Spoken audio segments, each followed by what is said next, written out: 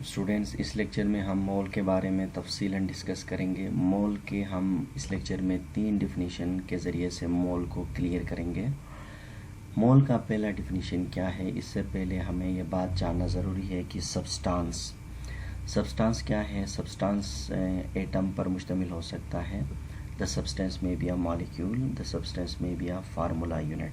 यानी जब हम सब्सटेंस की बात करेंगे तो केमिस्ट्री के अंदर वो सब्सटेंस या तो एटम हो सकता है, या तो मॉलिक्यूल हो सकता है, या तो फार्मूला यूनिट हो सकता है। इसके बाद एटॉमिक मास, मॉलिक्यूलर मास, फार्मूला मास क्या है, इसके बारे में पहले भी डिस्कस हो चुका है, फिर भी मैं रिपीट करता हूँ। एटॉमिक मास किसी भी एटम के न्यूक्लियस के अंदर पाए जाने वाले जितने भी नंबर ऑफ प्रोटॉन और न्यूट्रॉन को हम क्या कहते हैं, एटॉमिक मास कहते हैं। और मॉलिक्यूलर मास क्या है, किसी भी मॉलिक्यूल के अंदर पाए जाने वाले नंबर ऑफ प्रोटॉन और न्यूट्रॉन को हम क्या कहते हैं, मॉलिक्यूलर मास कहा जाता है। और फार्मूला मास क्या है, किसी भी फार्मूला यूनिट के अंदर पाए जाने वाले प्रोटॉन और न्यूट्रॉन को हम क्या कहते हैं, फार्मूला मास कहा जाता है, उनका वजन को। तो अब हम बात करेंगे कि मोल क्या है। मोल सिंपल क्या है कि the atomic mass, molecular mass या formula mass of a substance को एक्सप्रेस किया जाए इन अ ग्राम में, तो इसको एक मोल यानी मोल कहा जाता है। जैसे कि लिखा गया, the atomic mass, molecular mass और formula mass of a substance express in a gram is called क्या है, मोल। देखिए, हम इन एग्जांपल से मज़ीद क्लियर करते हैं। Atomic mass of a carbon देखिए 12 AMU है। अब इसको एक्सप्रेस किया जाए ग्राम में तो ये बन जाएगा 12 AMU से कन्वर्ट होगा 12 ग्राम, तो ये कहलाएगा 1 मोल ऑफ क्या है, carbon. Molecular mass of H2O ये 18 AMU होता है। अगर इसको एक्सप्रेस किया जाए ग्राम में तो ये 18 ग्राम बनेगा, तो ये कहलाएगा 1 मोल ऑफ वाटर। इसी तरह से formula mass of NaCl 58.5 AMU होता है। अगर इसको हम कन्वर्ट करें ग्राम में तो ये क्या होगा, 58.5 क्या होगा ग्राम, तो ये कहलाएगा 1 मोल ऑफ NaCl होगा।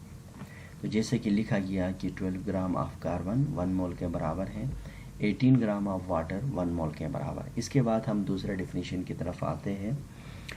दूसरा डिफिनीशन क्या है, देखें कि an amount of a substance which contain 6.0 double two multiply 10⁻23 particle is called क्या है, मोल।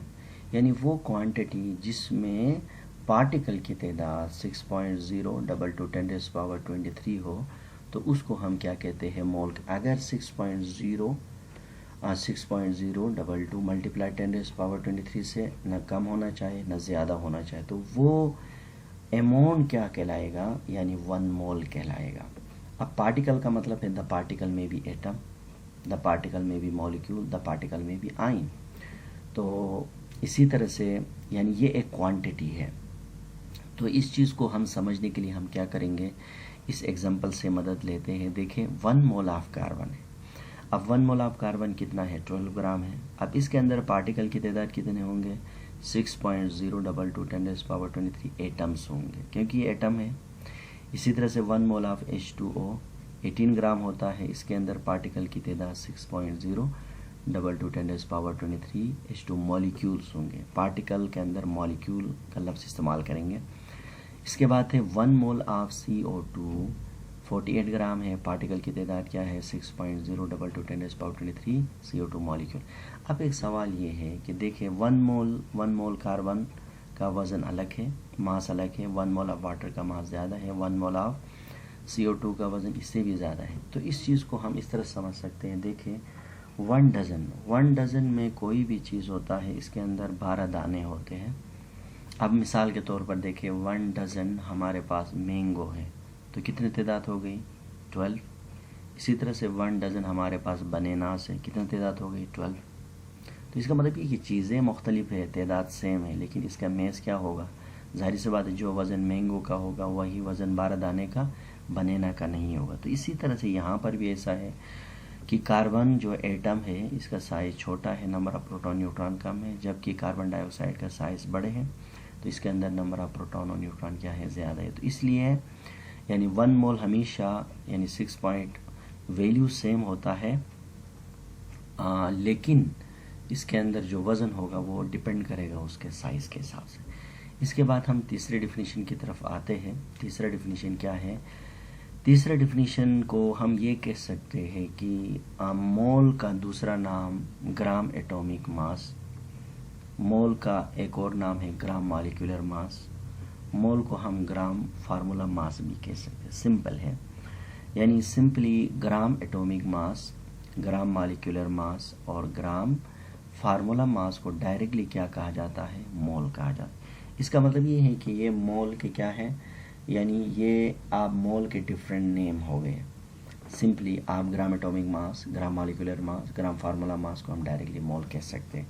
अब मोल क्यों कहते हैं इंशाल्लाह हम इसको मैं एक्सप्लेन करता हूँ अभी, लेकिन एक फार्मूला याद रखें कि मोल को मैथमेटिकली कैलकुलेट करने के लिए किसी भी सब्सटेंस का मोल को मैस को इन ग्राम में होना चाहिए और डिवाइडेड बाय मोलर मास, यानी एक मोल आप सब्सटेंस का वजन होना चाहिए। इसके बाद मैं आपको यहाँ डिस्कस करूँगा कि ग्राम एटॉमिक मास, देखो मैंने बोला था ना कि ग्राम एटॉमिक मास को हम मोल कहते हैं। क्यों कहते हैं? देखें ग्राम एटॉमिक मास क्या है। देखें सिंपली किसी भी एलिमेंट के अंदर पाए जाने वाले एटम का जो एटॉमिक मास होता है, इसको एक्सप्रेस किया जाए ग्राम में, तो इसको हम क्या कहते हैं? Gram atomic mass. यानी atomic mass of an element express in a gram is called gram atomic mass. इसका मतलब ये हो कि gram atomic mass of element को एक्सप्रेस किया ग्राम में, तो उसको हम कहेंगे ग्राम एटॉमिक मास कहेंगे। तो इसका मतलब ये हुआ कि ग्राम एटॉमिक मास क्या हुआ? मोल ही हो गया। तो जैसे कि लिखा गया कि atomic mass of a carbon देखें 12 mu है, इसको हम एक्सप्रेस करेंगे तो क्या होगा? 12 ग्राम। तो ये क्या कहलाएगा? ये क्या कहलाएगा? ग्राम एटॉमिक मास। तो ग्राम एटॉमिक मास कहे या 1 मोल ऑफ कार्बन कहे, ये एक ही चीज़ है। अगर मैथमेटिकली कोई न्यूमेरिकल आए इससे रिलेटेड तो क्या होगा? Simply mole is equal to mass in gram divided by क्या है? एटॉमिक मास होगा, क्योंकि ग्राम एटॉमिक मास के लिए हम जो गिवन मास होगा वो ग्राम में होना चाहिए और एटॉमिक मास 1 मोल का। इसके बाद एक ग्राम मॉलिक्यूलर मास को भी मैंने मोल कहा था। वो क्यों? देखें molecular mass of substance express in a gram is called gram molecular मास। इसका मतलब ये कि मॉलिक्यूलर मास को अगर हम AMU को एक्सप्रेस करें ग्राम में, तो उसको हम क्या कहेंगे? ग्राम मॉलिक्यूलर मास कहेंगे।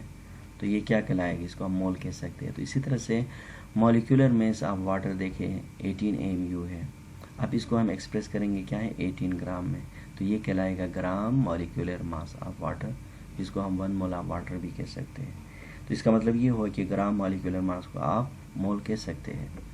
इसी तरह से ग्राम फार्मूला मास, देखिए ग्राम फार्मूला मास, इसी तरह से इसका अगर न्यूमेरिकल के लिए फार्मूला यहाँ मैंने बनाया कि मोल हमारे पास बराबर होगा मास इन ग्राम मॉलिक्यूलर मास, सिर्फ इसका मॉलिक्यूलर मास लिखना है।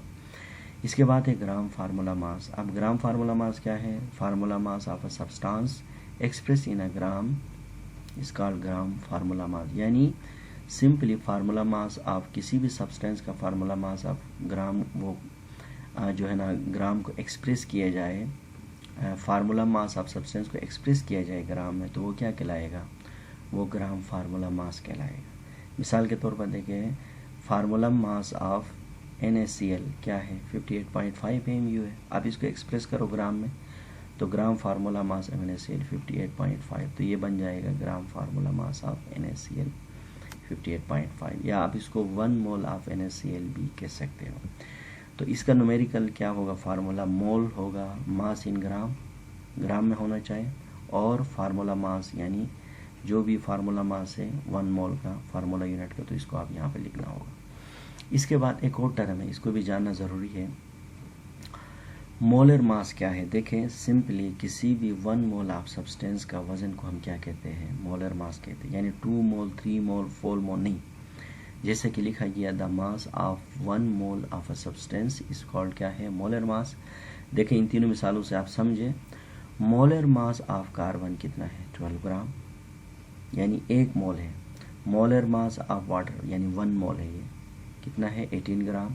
मोलर मास ऑफ NaCl कितना ग्राम? 58 अगर यहाँ पर मैं लिखूँगा कि 2 मोल यानी 24 ग्राम, तो it is not a molar mass of carbon, क्योंकि मोलर मास ऑफ सब्सटेंस के लिए क्या होना चाहिए? यानी 1 मोल सब्सटेंस का वजन को हम क्या कहते हैं? वो सब्सटेंस मॉलिक्यूल हो, वो सब्सटेंस एटम हो, या वो सब्सटेंस क्या है? फार्मूला यूनिट हो। इसके बाद एक और टॉपिक पे हम डिस्कस करते हैं कि difference between term gram atomic mass, gram molecular mass, gram formula mass, जैसे कि इसके से पहले यहाँ डिटेल में डिस्कस हो गए। तो सिंपली हम इनके बीच में डिफरेंसेस में बात करेंगे। ये देखिए ग्राम एटॉमिक मास है फर्स्ट कॉलम में, सेकंड में ग्राम मॉलिक्यूलर मास है और थर्ड कॉलम में ग्राम फार्मूला मास है। अब हम इनके आपस में डिफरेंस देखें। ग्राम atomic mass it represent 1 mole of atom of element. ये यानी 1 मोल ऑफ क्या करता है, एटम यानी एलिमेंट के एटम को एक्सप्रेस करता है। जबकि ग्राम मॉलिक्यूलर मास क्या करता है, it represent the moles of molecule in a compound, यानी ये क्या करता है 1 mole of molecule in a compound को रिप्रेजेंट करता है। जबकि ये क्या करता है हमारे पास, देखें ये हमारे पास क्या करेगा कि it represent the 1 mole of क्या है, formula unit of a compound, यानी किसी भी कंपाउंड के अंदर जो फार्मूला यूनिट है ये क्या करेगा, इसको रिप्रेजेंट करेगा। तो आपको समझ आ गया, ग्राम एटॉमिक मास एटमों को रिप्रेजेंट करेगा, ग्राम मॉलिक्यूलर मास मॉलिक्यूल को, और ग्राम फार्मूला मास क्या करेगा, फार्मूला यूनिट को। इसके बाद एक और डिफरेंस भी हम आपको बता सकते हैं, क्या है, it contains 6.0 double two 10⁻23 atoms होते हैं, जबकि इसमें 6.0 डबल टू 10⁻23 मॉलिक्यूल्स होते हैं। और जबकि ग्राम फार्मूला मास में क्या होता है, इट कंटेन्स 6.0 डबल टू 10⁻23 क्या होते हैं, फार्मूला यूनिट होते हैं।